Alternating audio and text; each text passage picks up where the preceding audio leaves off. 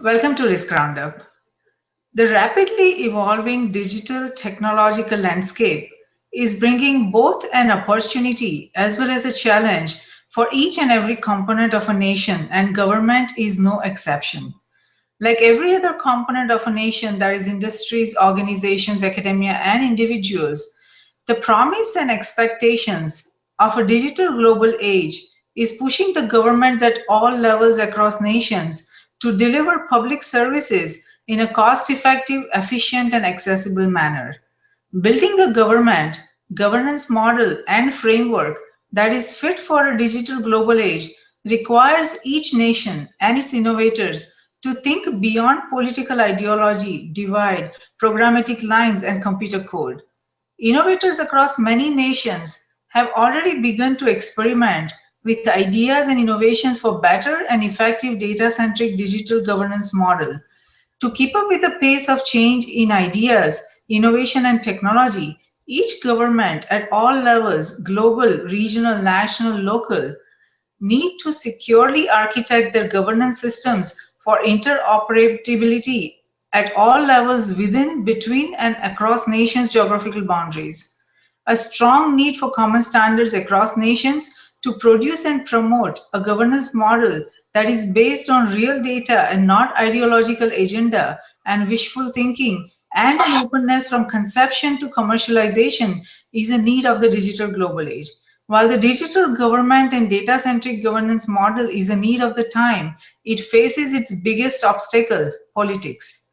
To discuss whether politics and politicians will empower, explore, or create obstacle to a digital government, I'm delighted to welcome Professor Jack Pitney, a Claremont Mckenna Professor of American Politics. Welcome, Professor Pitney. We are delighted to have you on Risk Roundup. Thank you very much. Wonderful, Professor Pitney. So let me begin by discussing these digital global fundamentals that the rapidly evolving digital global fundamentals are pushing each and every nation, its government, industries, organization, and academia, in short refers to as NGIOA, to look for new ways to do things, develop new products and services, and come up with new ideas and innovation that would fit the digital global age. Should governments at all levels across nations also look for new ways to govern? Oh, absolutely. And this is something that's been going on for some years. I remember in the late 1980s, it was a great innovation that certain local governments were able to set up tiny kiosks in the middle of town to conduct a limited amount of business. Now, think people can do these things on their smartphones, and that's a tremendous innovation in service delivery. The question that you pose, it goes beyond service delivery, beyond the posting of information to the very process of governance. And that's something that political leaders around the world are studying. Right now, there's legislation before Congress to provide for virtual meetings of Congress where people do not even have to come to the Capitol building, but instead can take part in votes and deliberations remotely from their districts. That has the advantage of making it more accessible to more people and also provides security in case that there is ever a physical threat to the Capitol. There are problems, obviously, with this proposal, and members of Congress will debate those problems in the years ahead, but it's a sign that some political leaders are thinking about the way in which the digital revolution can affect governance itself, not just the delivery of services. Yes, no, that is a good sign that at least they have started thinking about it. So that is always, hope that, good decisions will come in the coming days. Now, the digital governance imperatives are fairly new and would largely be driven by technological innovations. Any nation can use digital tools and technologies to seize the golden opportunity and fundamentally change how their government services its citizens' needs, thereby building a digital framework and governance model that is fit for a digital global age and would better serve its citizens. By designing, building, and operationalizing an information and data centric governance model, nations can architect their governance systems for efficient, effective, and affordable services at a much faster speed.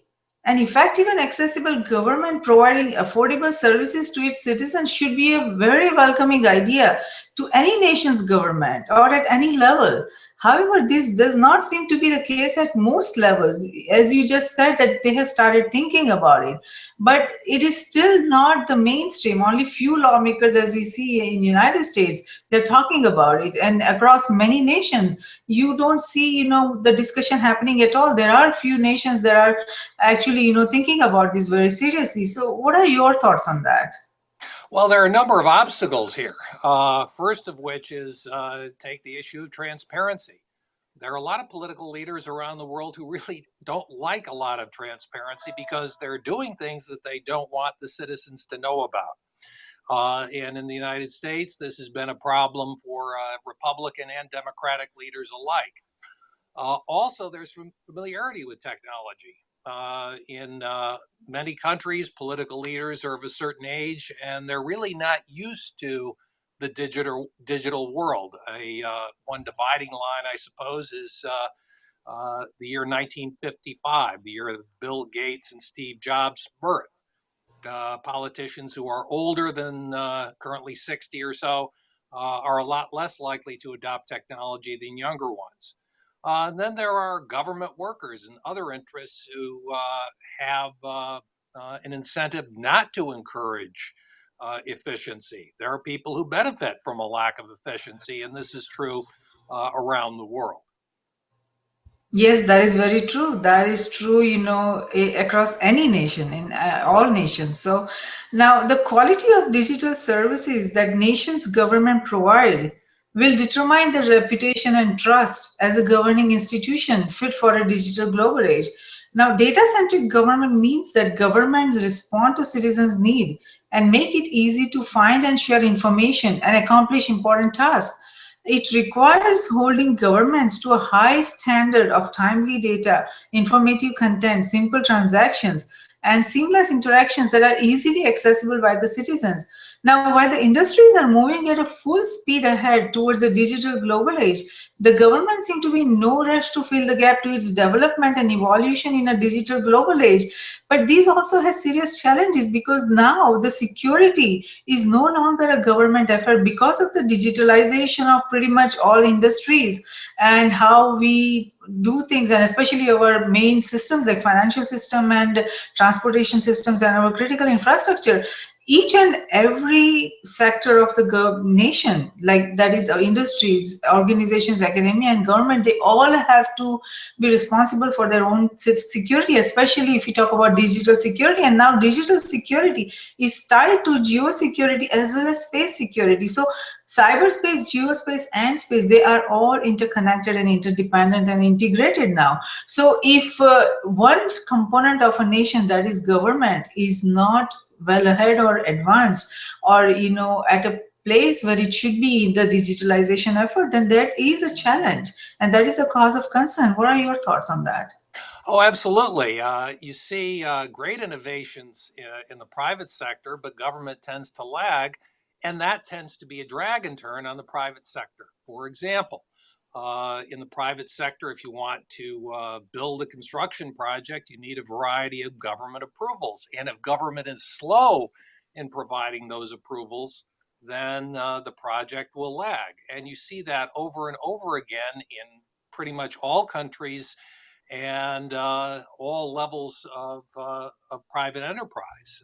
One of the things I teach my students is the wide extent of activities in the private sector that are dependent in some way on government. And if government is lagging, that is going to have effects for the private sector as well. Yes, very true. That is going to be the case. Now, nations that are moving towards digital governance will need to develop a process to manage the rising challenges and divide of diverse cultures, processes, and skill sets that are out of step with the technologically advanced data centric era. Overcoming these barriers will be a key to the digital government of a digital global age. Now, while technology promises to overcome all these barriers and pretty much solve all big problems that each nation faces, will the political divide and politics like technology overcome these barriers? Well, there's only so much that technology can do. take the Middle East conflict. Technology is not going to solve the problems that lie between, say, the Palestinians and the Israeli government. That is something that preceded and will follow technology. But technology can allow people within a country to communicate with each other and in some ways prevent misunderstandings and miscommunication. But ultimately, there are a lot of conflicts that aren't matters of miscommunication. They're conflicts of basic interest that technology is not going to be able to overcome.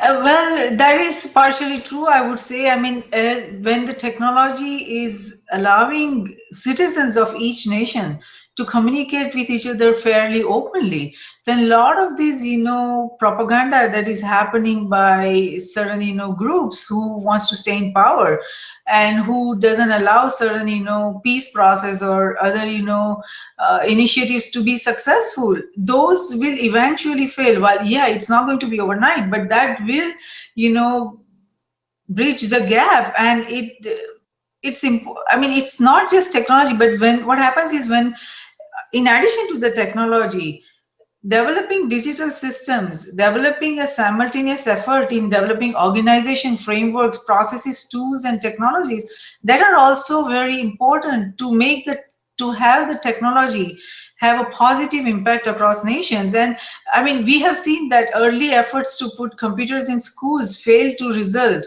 in performance improvements because they were not accompanied by fundamental changes in teaching methods that suited the technology. The failed implementation of enterprise resources in many governments is another classic example of expectations falling short due to a failure in change processes or build cultures that foster change. Same goes for digital global age. If we have the technology, but if we don't have the associated ecosystem that is, working together, then we are not going to see that change that is happening. So I think, any major problem, I'm very hopeful that technology will be able to solve or at least facilitate, I would say, any, major problem across nations. And we should be seeing a lot of positive changes across each and every nation, including, Middle East conflict. I am positive that, technology and communication channels, once they opens up, it is going to bring a lot of positive change. So now let's move to other point. Any entity any entity's digital maturity is influenced to a great degree by its digital strategy. Lack of strategy is the leading barrier impeding early stage organizations, irrespective of any component of a nation, from taking full advantage of digital trends. The digital strategy needs to boost innovation and improve decision making. Now, the idea is that every domain of government should be able to deploy and use digital technologies in a manner that can increase the service level standards, improve interactions with citizens, and raise efficiency. Now, do governments strategize collectively to improve their governance model and framework? Well, that's a great question, and it varies by country. In the United States, we have a federal system, about 90,000 different governments in the United States, and coordination among those governments is often difficult. What happens at the state level doesn't necessarily jive with what's happening at the federal level, and this is true of a number of countries throughout the world as well. And as far as strategy goes, you put your finger on the problem. It isn't simply a matter of dropping technology on somebody's desk and expecting that that's going to bring about change. It involves the human factor as well, teaching people how to use the technology. And it's not just being able to enter the right commands, it's knowing how to use the technology, how to integrate the digital world into the way one thinks about problems. And this is something that starts in the schools.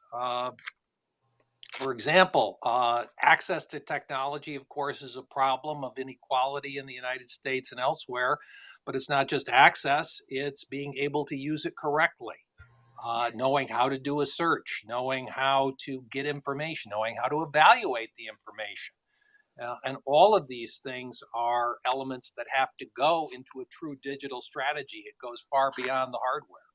Yes, very, very true. Education and awareness is very important at all levels, starting from elementary school to probably adult schools, I would say, because everyone needs to be educated about the technological change that are coming up. Now, the exponential changes that drive digital transformation challenge the established models of leadership, politics, and governance. In the new digital era, leaders are required to make decisions more quickly in the face of a constant evolution in the art of the possible. For public sector agencies across nations, the hierarchies and governance structures are often more pronounced than in the private sector. Trying to change is not easy and will not be easy. What are your thoughts on that? Well, yeah, the key word there is hierarchy. And if the people at the top of the hierarchy aren't thinking in a digital way, there's going to be miscommunication and losses of opportunities to take full advantage. And I think just about everybody who's worked in a large organization can think of examples of people at the lower levels being totally fluent in technology, but not being able to get that message across to the people at the top.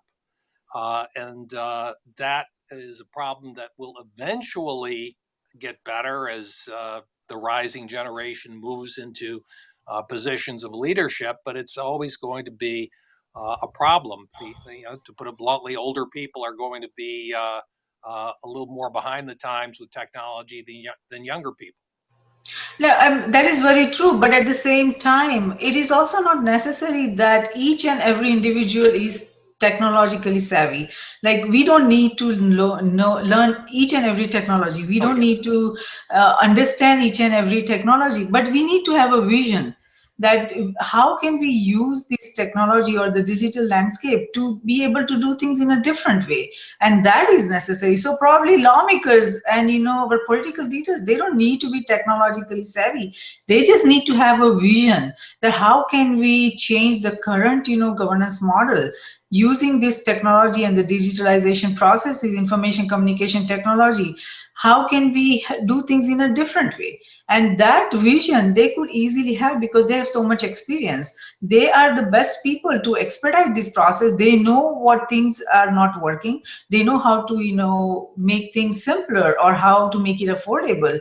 They would know that. So they don't need to be going back to school to understand technology. They just need to have a proper vision, I would say that. Oh, yes.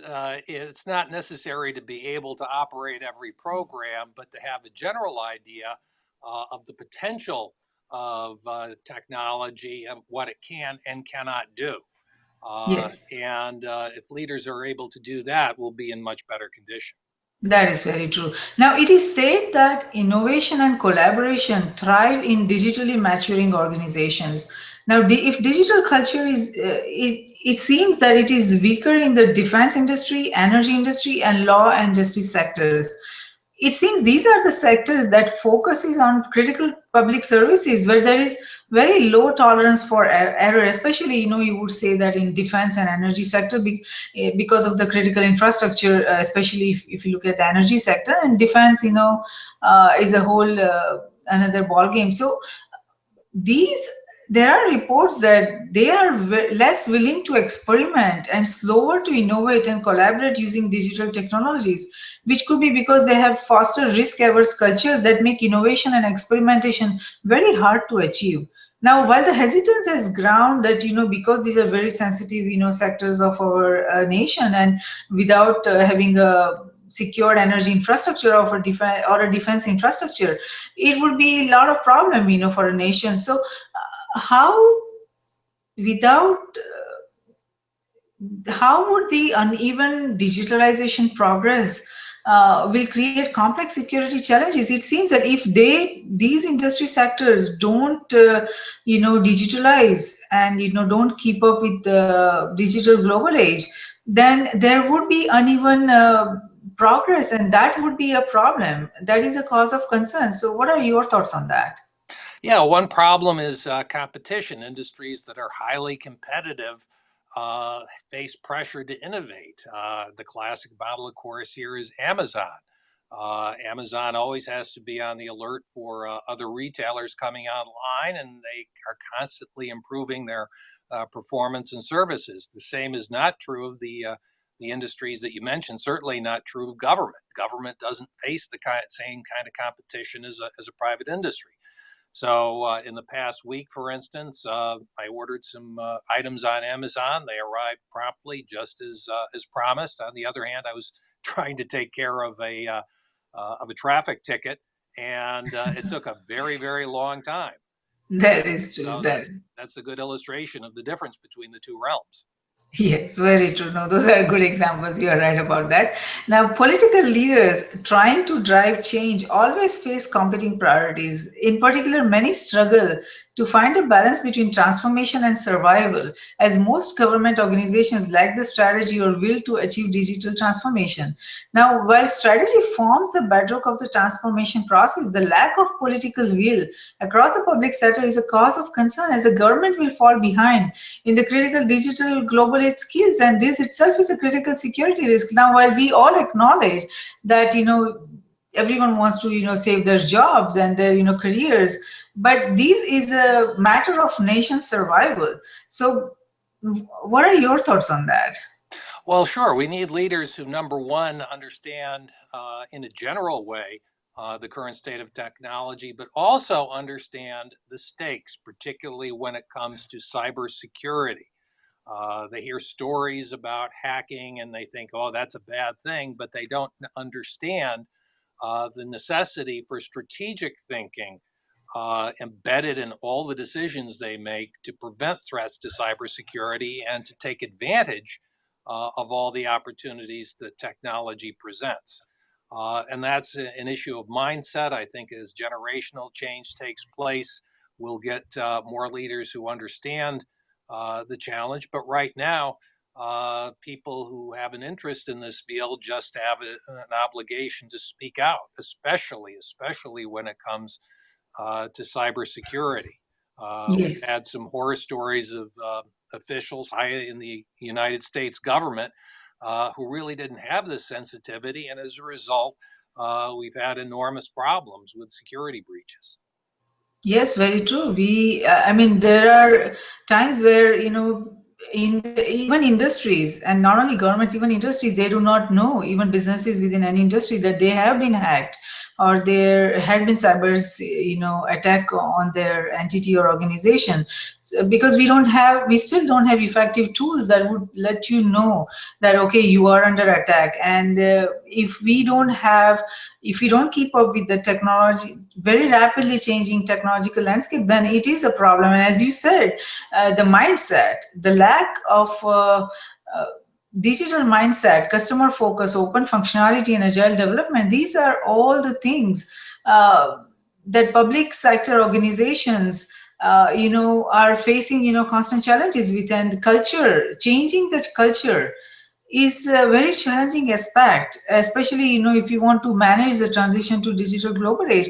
Do you think that we'll be able to effectively change the political culture or the mindset in a reasonably short period of time to be able to benefit from the advances of the digitalization process as far as the government is concerned?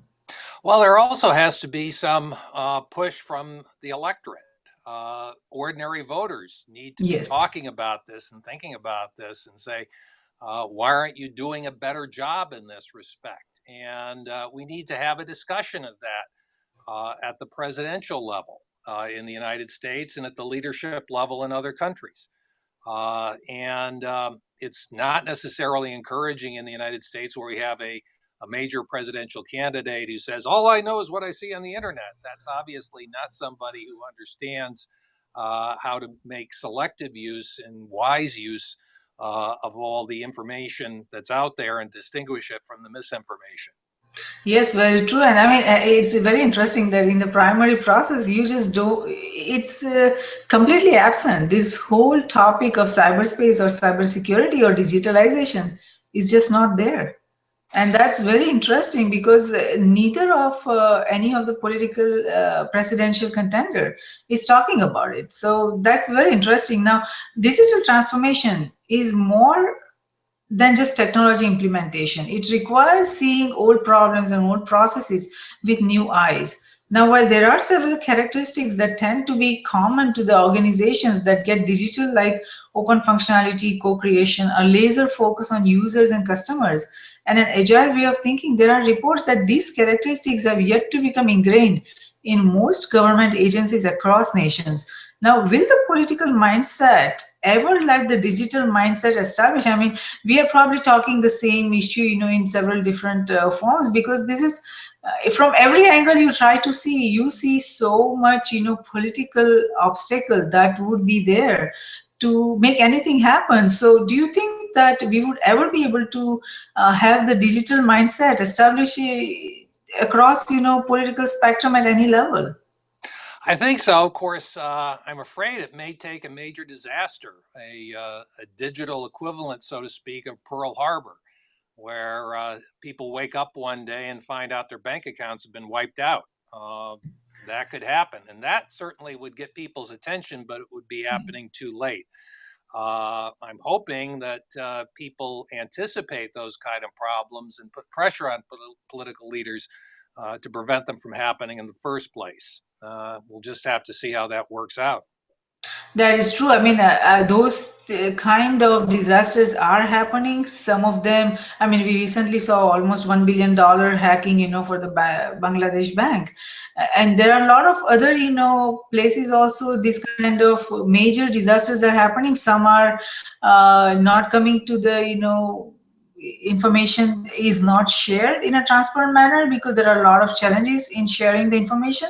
So we are not able to come to know all of those, disasters that are happening across private and public, sectors, but they are happening, and this is a serious, it's a very critical risk and it's a cause of concern. But people needs to be more educated. That's the reason we have started Risk Roundup, so we can talk about these kind of challenges, these kind of risks that are, everyone is facing across nations, is government, industries, organizations, and academia, and we can try to create awareness about these critical challenges.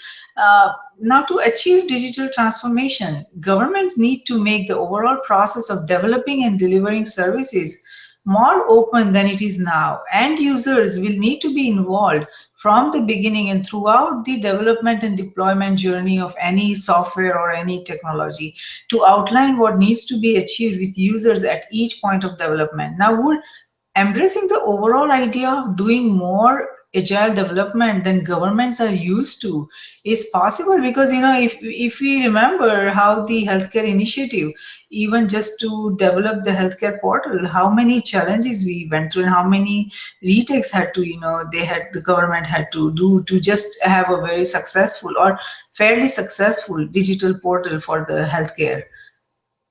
That's right. And the challenge for government is not to think from the top down, from the bottom up.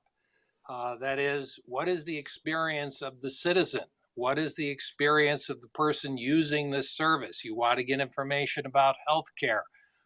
Is it going to be available in a way that's simple, understandable, workable, and doesn't crash? And that's true across the entire range of services. For example, here in the state of California in the United States, the Secretary of State's office provides a good deal of information, but at least until recently, it's not been in a format that most people could use. And it's very difficult to understand. The data are not organized properly. We have a new Secretary of State who's trying to fix the problem. But one would think that California would be a leader in digital governance, but unfortunately, we're actually a laggard.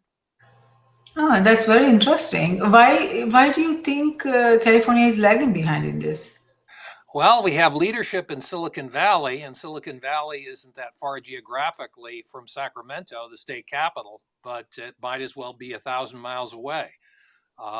We just haven't had the kind of laser-like focus that you mentioned on technology. We have a leadership that has other priorities. I see, I see. I mean, that is very strange because you would think that because Silicon Valley is there, that, this state of California would be well ahead and, they would probably lead in the digitalization effort or, trying to build a model that is fit for digital global age, but it's not happening. So obviously there is a divide. I mean, everybody's working in silos, even within a sector or within a nation. Each component of the nation is developing at its own pace. There is no communication, there is no collaboration, cooperation. So those are all very serious challenges, and hopefully there is some collective effort, collaborative effort to advance and progress in a digital global age that makes sense for each state, for each nation. And they need to study this collectively. So let's see how that shapes up. But while government agencies tend to focus on securing internal buying rather than on delivering to customer needs, that is the citizens, the big change in a digital global age is the customer and data focus. And you just said that some governments are not functioning top down. They try to look at their clients, that is the citizens, and they base their decisions accordingly. But you are right that citizens, if you look at it across any nation, they are not all technologically savvy or even understanding technology in a proper way. Not everyone has internet, not everyone has capability to have smartphones or to get things get to the internet in an efficient manner. So those are the challenges. So would government I can understand some of the hesitance on the government side, but looking at all these different variables, do you think government will ever be customer centric? I mean, focusing on the citizens of their nation or a state, or even the local governments.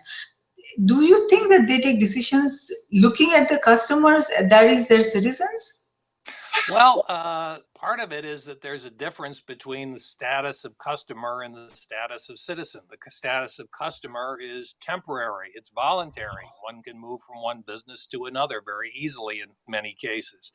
Status of citizen is different. It's more or less permanent, and it involves serious obligations on the part of a citizen that a customer just doesn't have. So it's a different kind of relationship. Nevertheless, there are many ways in which government can act more like a business when it comes to the delivery of services, to delivery of information.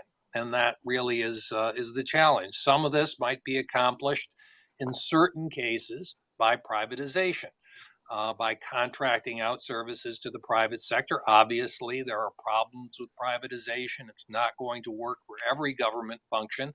But it's an alternative that governments at all levels and in all countries at least ought to consider. Yes, no, you made a very good point about privatization. I think there are a lot of different services that government provides that can be very effectively privatized, and that could be a way to go. Now, there are also reports that about 1 in 5 government agencies in Belgium and New Zealand, they engage their citizens in co-creating digital services to a significant level. So the efforts have already started. United States is way behind in this, so that is very surprising though.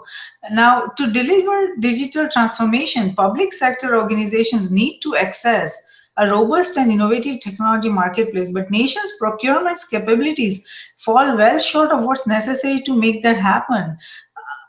Looking at United States, how do you think that gap can be filled? Well, people have been looking at this for some time. If you go back more than 20 years, the Reinventing Government initiative of President Clinton and Vice President Gore addressed procurement as one of their top priorities. They emphasized as much as possible purchasing goods off the shelf, things that were available in the commercial sector and adaptable to government. One problem is there are certain government services for which this is not possible. In the defense industry, for example, there's no private equivalent to intercontinental ballistic missiles, for example. Those are things that are only bought by governments. Nevertheless, with keeping in mind those exceptions, there are many ways in which government should, as much as possible, go for the off-the-shelf purchases and adopt the procurement practices of private industry. Again, there are political problems here. There's a lot of money to be made in contracting, and where there's money in government, there is political pressure and political influence. And this is something we see in the United States and in every other democracy. Yes, no, that is very, very true. And I mean, we all acknowledge that procurement needs to change significantly or very significantly to accommodate digital transformation. And agencies may not necessarily need an in-house development team, but it is critical that they have a procurement specialist who can effectively monitor work done by vendors. And there are a lot of things we can outsource. We can outsource development of services, including maintenance and upgrades. So there are some things we can effectively change without having that political obstacles or challenges, and that is something the right people needs to take a look at. Now there are reports that when it comes to the digital world, governments have traditionally placed political policy and system needs ahead of the people who require service. Is that a fair assessment if you look at United States? I think it's often true. In the United States, you have very powerful public employee unions in many places, and they're quite open that their goal is the material interest of their members. That's true of labor unions around the world. The trouble is sometimes citizens get left behind. You have wealthy businesses benefiting from government largesse, from government contracts. You have an enormous interest group universe, and people who aren't as well represented in that system don't necessarily get the services they want. This is an ongoing political problem throughout the developed world, throughout democracies, and people are aware of it, and we're seeing political movements to address it. And the years ahead are going to be very, very interesting in election returns in the United States and elsewhere. Yes, yes, that is true. Now, there is a growing concern that says that governments across nations, not just one government, they are pretty good at thinking about their own needs, puts its own need first, and that they often put their political needs followed by the policy needs. The actual role of governance comes second. The third then generally becomes the system needs, that is IT or any other system that they are working on. And then the user or the citizens comes very, very last. Now, the reality of the current state to the desired end goal of a digital global age or a data centric governance seems to be two opposite corners. How will we bridge the gap? Well, there's the old joke that politicians believe in the greatest good for the greatest number, and to them, the greatest number is good old number one. Bridging the gap depends on responsibility on the part of citizens by placing these concerns at the top of the agenda, by voting on them, by electing officials who place an emphasis on strategic digital thinking, on increasing access, increasing equality of access and use of technology. So some of this is the responsibility of electorates throughout the world to appraise officials on the basis of their performance and make it in those officials' interests to think strategically and to be responsive to the demands of the digital age. I mean, you are absolutely right about this strategic thinking. I mean, even if you look at the private industries, the strategic thinking, that strategic risk assessment is pretty much absent. If even if you look at major, corporations, big corporations, that is not there. The thought process that okay, with this change of the cyberspace, what kind of change it would happen to the business models or the way we do things, the way we develop products or services, how it is going to change. People are just not thinking, even in private sector. So talk about public sector, it is just non-existent. I mean, right now, to this is just cyberspace that we're talking about. The technological tsunami that's coming our way because of the converging technologies. That means the integration of artificial intelligence, robots, nanotechnology, and all other, information technology. The rapid changes in technology that will come our way, it is going to bring fundamental transformation. So many jobs will be lost. Artificial intelligence is going to bring very transformative changes across each and every nation. And if we don't have that strategic thinking, that how is it going to impact our industries, how it is going to impact our businesses, our economy, how is it going to impact our different models, then we would be in a big trouble because we will just not be ready for that. So that is a cause of serious concern, to me, and to many like me who are thinking about the strategic risks, the critical risks that are coming our way. Yeah, and some of this, as you mentioned, is going to involve a great deal of candor on the part of political leaders. There's some political leaders who visit Rust Belt towns and say we're going to bring back manufacturing jobs, and in many cases, those promises are empty. It's not going to happen. We're just not going to go back to the belching steel mills that we had in the 1950s, and political leaders who suggest they are just not being honest. So we need candor as to the promise of technology, but also acknowledging that it's a transition that's going to be painful. But there's really no alternative to that. It's between adapting to the transition and trying to, on the one hand, and trying to resist it on the other, which will have really bad consequences for the economy and ultimately for the people whom they're trying to help. Yes, very true. I mean, it would be nice for these political leaders or trying to be political leaders if this, I mean, when they say that we'll bring the old manufacturing jobs back, instead of that, if they say, if they are educated enough to understand that, there is a possibility that we can bring molecular manufacturing, we can bring a very high, level of manufacturing back in United States. Why would you want to bring the old technology or old industries back, which are dying industries? We want to have new emerging industries that could fundamentally change the landscape of our nation. So it's very interesting that their advisors are not understanding where the industries are going and what kind of changes are coming their way. If they knew that molecular manufacturing, is coming our way, or these rapid conversions, the technological super conversions that's coming our way, how it would change our nation, our industries. If they understood that, then they would be talking different tunes and they would be educating public in a better way. So this fear that and panic that we see across nations, even in United States, a lot of people are very fearful about what is going to happen to our nation's economy. Then they would feel little more at peace that our country will be okay.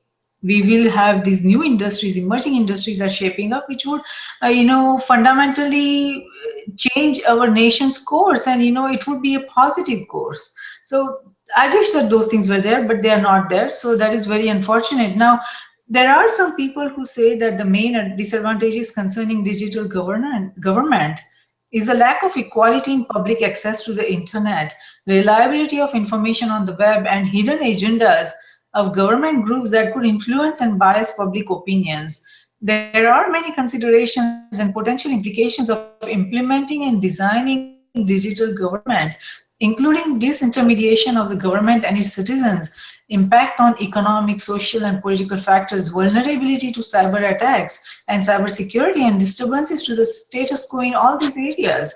Now, are nations prepared for this kind of disturbance? I mean, I was just telling you about the technological super convergence that's coming our way, the artificial intelligence, what kind of changes it would bring.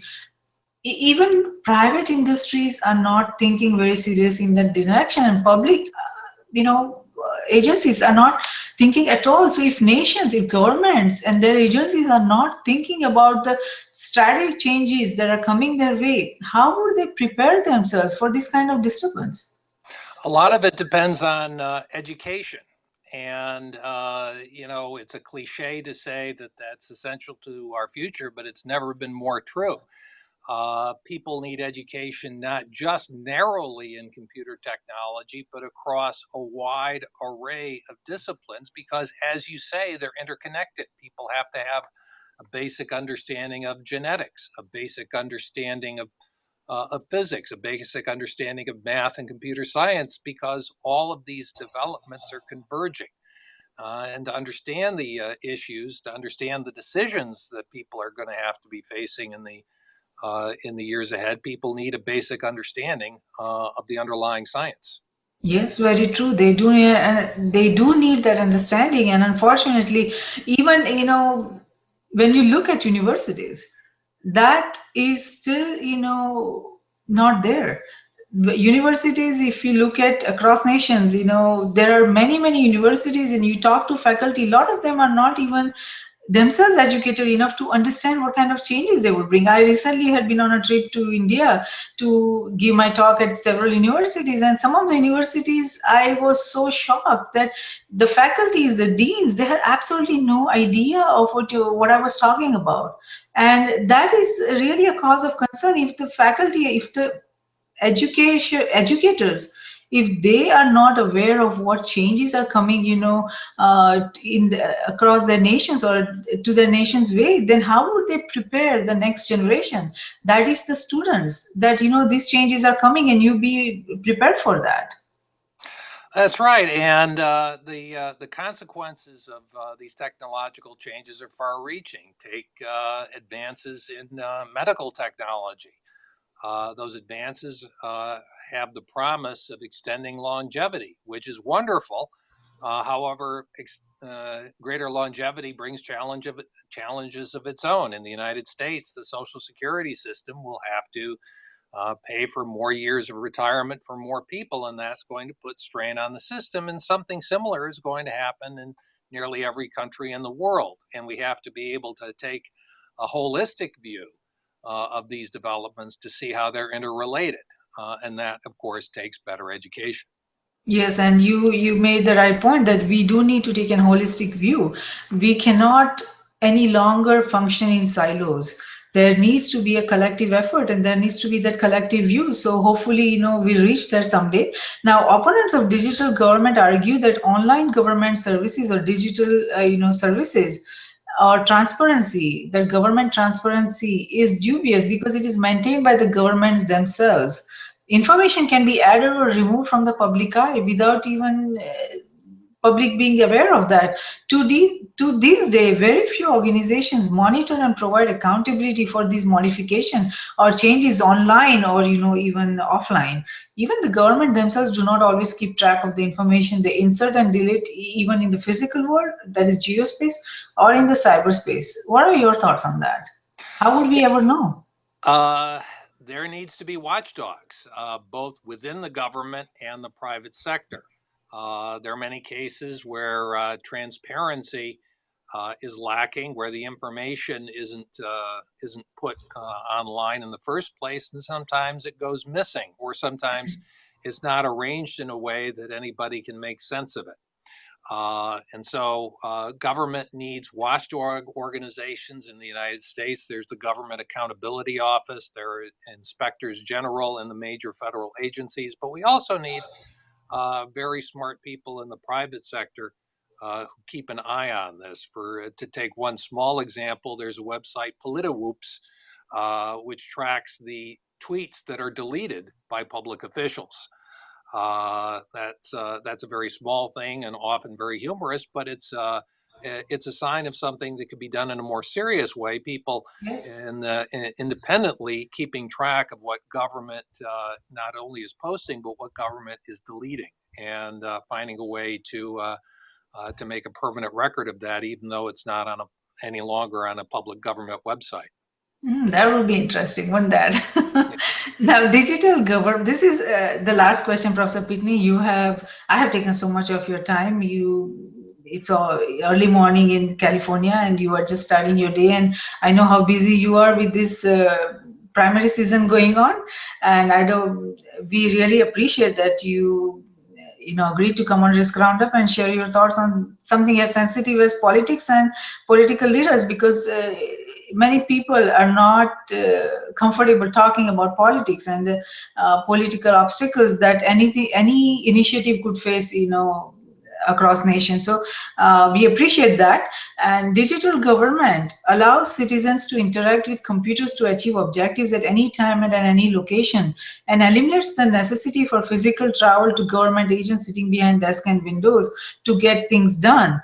This would help make government smaller, leaner, more efficient, more effective, more affordable, and that should be welcoming. And hopefully we would see that day in United States. But do you think that I mean, we talked about it, that why politicians and political leaders would not work on these changes, as rapidly as we would like them to, do it, but because of the their survival needs and their sustainability as a politicians or political leaders or their power. So a lot of changes would have to happen if we want to have this kind of digital government, and many people are not comfortable, but hopefully we would reach that day. And what are your thoughts that if we talk only about United States, that we would see those days that where government and industries work together and side by side instead of in silos, and take collective decisions, take look at everything in a holistic manner for the benefit of the nation. Oh, I think we'll get there. There are a lot of problems along the way in the private sector, people losing jobs, and naturally, that change is frightening. In the public sector, a switch to more efficient services will cost jobs for people in the public sector. There's no way around that. But I'm very hopeful that as people become more familiar and more fluent in technology, that their demands on the government are going to shift, that they're going to be thinking in this way, that they're going to be rethinking what government can do and how services should be delivered and how political leaders should make decisions. And all of this is a change that's underway, and it's a very exciting time to be alive to watch this change underway. Yes, it is a time of change and it is a very exciting. You're absolutely right. Now, the computer code, connected computers, internet and information communication and digitalization technology is fundamentally transforming how we conduct our business and live our daily lives. Exponential advances in computing power, the rise of high-speed digital networks, and the growing mobile revolution puts the entire cyber ecosystem at our fingertips. It has unleashed new innovations, spawned new industries, and are reshaping the existing industries. The time has come to define and design a digital government, one that is efficient, effective, affordable, and focused on improving the delivery of services to its citizens. Risk Group Cybersecurity Risk Research Center and Strategic Security Risk Research Center are created for this very purpose, to identify, evaluate, and manage the risk facing NGIOA in CGS, that means nations, its government, industries, organizations, academia in cyberspace, geospace, and space, and to discuss, debate, and define necessary framework, structure, processes, tools, and technologies to manage the security risk of not only the digital global age but also of the coming technological superconvergence. We at Risk Group believe that risk management, security, and peace walk together hand in hand. Though security is related to management of threats and peace to the management of conflict, risk management is related to the management of security vulnerabilities as well as management of conflict. And it is not possible to conceive any one of the three without the existence of the other two. All three concepts feed into each other. We believe that the security we build for ourselves is precarious and uncertain until it is secured for everyone across nations. Tradition becomes our security. So, if we build a culture of managing risk effectively, it will lead us to security, and security will lead us to peace. Let's manage the existing and emerging risks together. For more information on the risk roundups, to watch the risk roundup videos, or to hear the risk roundup podcast, please go to riskgroupllc.com. Do not forget to subscribe and share. Until next time, I'm Jayshree Pandya, host of Risk Roundup, signing off. See you next time. Thank you.